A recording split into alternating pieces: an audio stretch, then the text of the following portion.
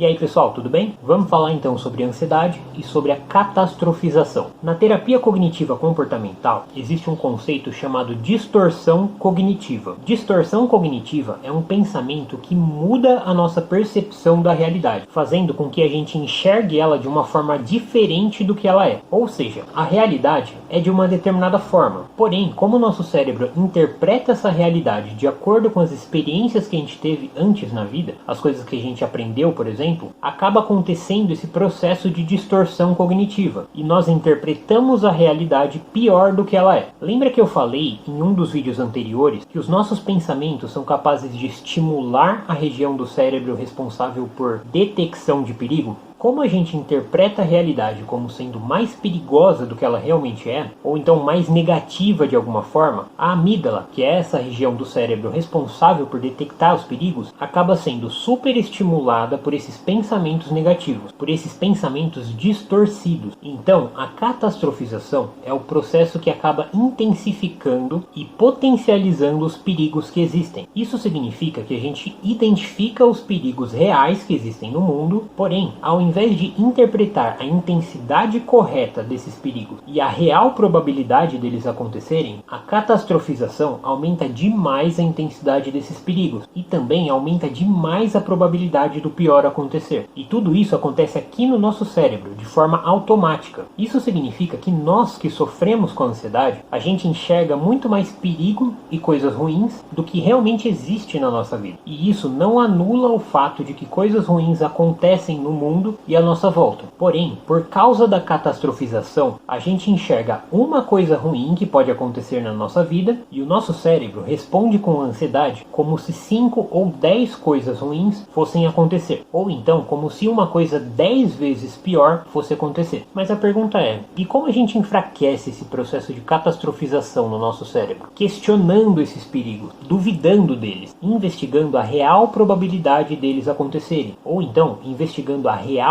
intensidade desse perigo. Se a gente não faz esse esforço para enxergar a realidade como ela é realmente, o nosso cérebro fica no modo automático e a gente continua caindo na armadilha de acreditar nesses perigos imaginários que ele cria e alimenta. Então se observe, anota os seus pensamentos e aprende a perceber quando que você está percebendo o perigo. E quando você perceber isso, começa a investigar a real intensidade desse perigo e a real probabilidade dele acontecer. E aí, quando você passa a enxergar a realidade como ela realmente é, ao invés de enxergar através de uma visão trágica e exagerada, a ansiedade tende a diminuir. Eu não posso prometer para você que ela vai diminuir se você enfraquecer esse processo de catastrofização, porque existem vários outros tipos de distorções cognitivas que também influenciam na ansiedade. Porém, eu posso te garantir que enquanto você permitir que esses pensamentos exagerados e distorcidos dominem a sua mente, a ansiedade não vai reduzir de frequência nem de intensidade. E lembrando que se a sua vida estiver sendo muito prejudicada por conta da ansiedade, é importante que você procure um médico psiquiatra e um psicoterapeuta. Esses profissionais vão entender em detalhes aquilo que está acontecendo com você e vão montar um plano de tratamento que atenda às suas necessidades. Deixa um like nesse vídeo se ele te ajudou de alguma forma e compartilha ele com alguém que você conhece que também está sofrendo com ansiedade. A gente se vê então no próximo vídeo. Se cuidem!